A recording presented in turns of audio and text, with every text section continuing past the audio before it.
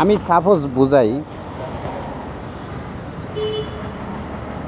আমাদের দেশে প্রতি বছর যদি একটা দুইটা করে দুর্নীতি ধরা পড়ে, ধরেন দুইটা বেশি আমি ধরলাম না, দুইটার কমও ধরলাম না, জোর ধরলাম, দুইটা করে দুর্নীতি যদি ধরা পড়ে, দুইটা করে দুর্নীতি যদি প্রতি বছর ধরা পড়ে, 10 বছরে করে দুর্নীতি 20টা দুর্নীতি যদি 10 বছরে যদি অর্থ সম্পদ লুট করিয়া যদি বিদেশে পাড়ি দেয়, তাহলে দেশে কিছু থাকে? আপনারা বলুন, থাকে? যে লোকটা দেশে কোটি কোটি হাজার টাকা লুট করছে, ধরা পড়ছে অর্থ সম্পদ, তার নিশ্চয়ই বিদেশে এর থেকে বেশি অর্থ সম্পদ আছে। কারণ দেশে যতই অর্থ সম্পদ থাকুক না কেন, যদি 10,000 কোটি টাকার অর্থ সম্পদ থাকে, তার থেকে ডাবল অর্থ সম্পদ বিদেশ ছাড়া চলা যায় না। তো এরমই তো মনে করেন অর্থ সম্পদ বানিয়ে বিদেশে আগে ঠিক মতন বানায়া সব কিছু ঠিকঠাক করে যখন দেশে ধরা পড়ে, তখন বিদেশে যায় ফাড়ি দিয়া হেবার মনে করেন সেখানে বসে থাইকা হেবার মনে করেন দেশে বদনাম করে। তো এই দুর্নীতি বাসগুলা যদি ঠিক মতন যদি দুদক সরকার যদি ঠিক মতন যদি ধরে, তাহলে আর দুর্নীতি হইবে না। 2 নম্বরে হচ্ছে, আপনি হিসাব করেন 10 বছরে যদি 20 জন দুর্নীতিবাজ ধরা পড়ে, তাহলে দেশে যদি এত অর্থ সম্পদ থাকেও যদি, তাহলে কি বিদেশ নাই? তো কিছু সরকারি কর্মকর্তা আছে,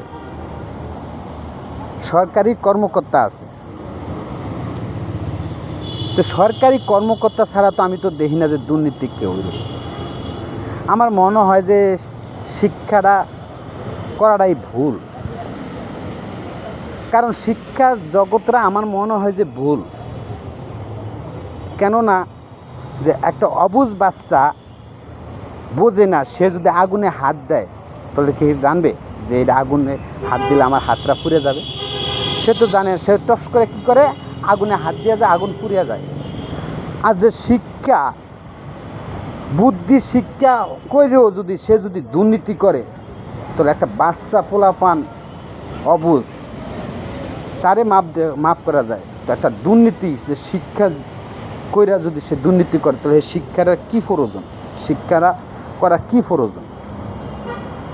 আমি তো দেখছি যে দুর্নীতি যারা করে, শিক্ষা যারা করছে দুর্নীতি তারা, যার ভিতরে শিক্ষা বেশি তার ভিতরে দুর্নীতি বেশি, আমি দেখছি।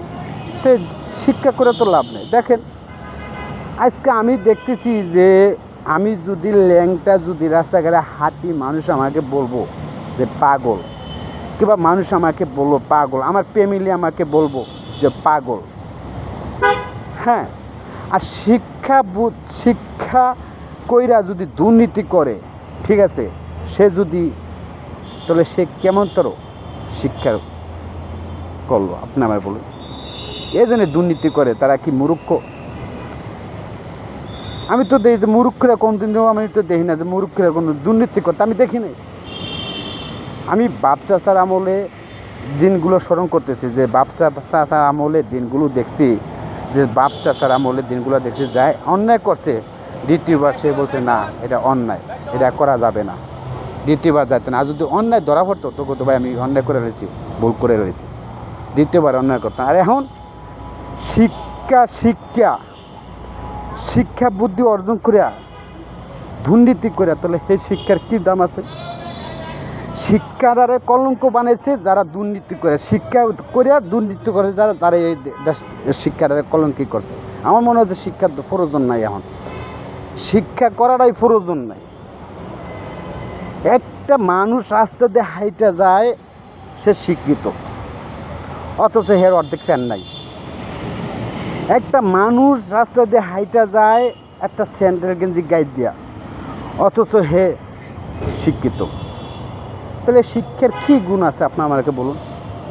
শিক্ষা করে যদি আমার খোলামেলা থাকতে হয়, শিক্ষা করে যদি আমার দুর্নীতি করতে হয়, তাহলে শিক্ষা করে তো লাভ নাই। হয়তো শিশু থাওয়ানি ভালো। তো শিক্ষা করে যারা, দুর্নীতি করে তারা। তো আমি বলছি কি ভাই, দেশটার আর নষ্ট করেন না, দেশটা নষ্ট করেন না।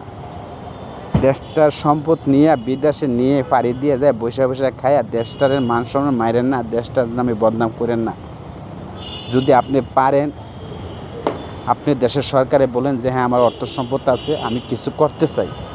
আপনি যদি কোনো বিজনেস করতে চান, আপনি বিজনেসের মধ্যে কমপক্ষে 100, 150, 200 শ্রমিক যদি খাড়ে, তার ফ্যামিলিটাও সুন্দর করে বাঁচে।